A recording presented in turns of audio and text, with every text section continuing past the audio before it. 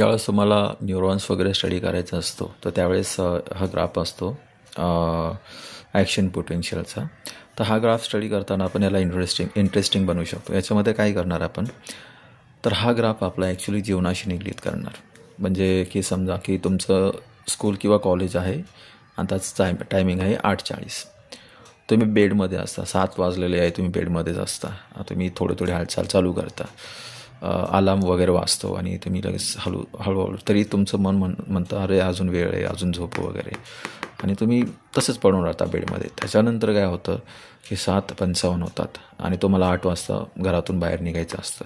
मग तुम्ही खडबडून जागे होता, म्हणता की अरे आता 5च मिनटं राहिलं, मला खूप फास्ट आवरावं लागेल.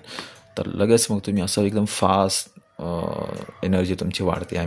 तुम्ही खूप गडबड करता, एनर्जी वाढते आणि तुम्ही घरातून निघता.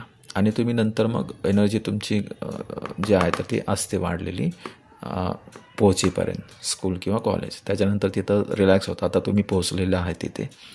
त्याच्यानंतर रेग्युलर गोष्टी स्कूल कॉलेजच्या चालू होतात आणि त्याच्यानंतर टिपिकली आता तुम्ही रिलॅक्स व्हायला लागतात आणि स्कूल किंवा कॉलेज संपतं आणि त्याच्यानंतर घरी आल्यानंतर खूप जास्त रिलॅक्स होता. त्याच्यानंतर तुम्हाला थोडंसं हालचाल करावी लागते, तुम्हाला होमवर्क वगैरे करावा लागतो, काही गोष्टी कराव्या लागतात आणि त्याच्यानंतर तुम्ही परत झोपी जाता. म्हणजे तुमची एनर्जी लेवल परत तशी बनते. तर याच्यामध्ये काय सांगितलेलं आहे, हा एक ॲक्शन पोटेन्शियलचा ग्राफ आहे.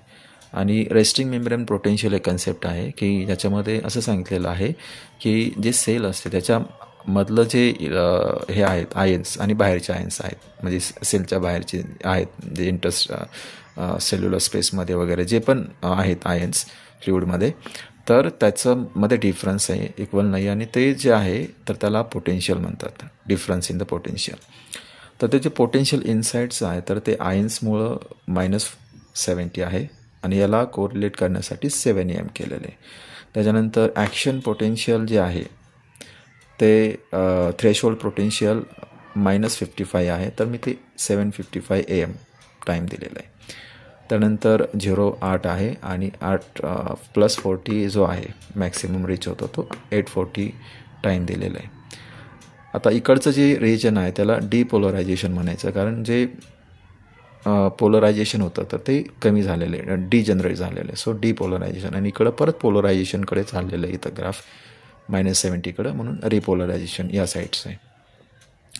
तर हे करण्यासाठी हे पर्टिक्युलर चॅनल्स अवेलेबल असतात. आणि हा जो ग्राफ आहे तर असं आपण थोडंसं इंटरेस्टिंग बनवून हे लक्षात ठेवू शकतो.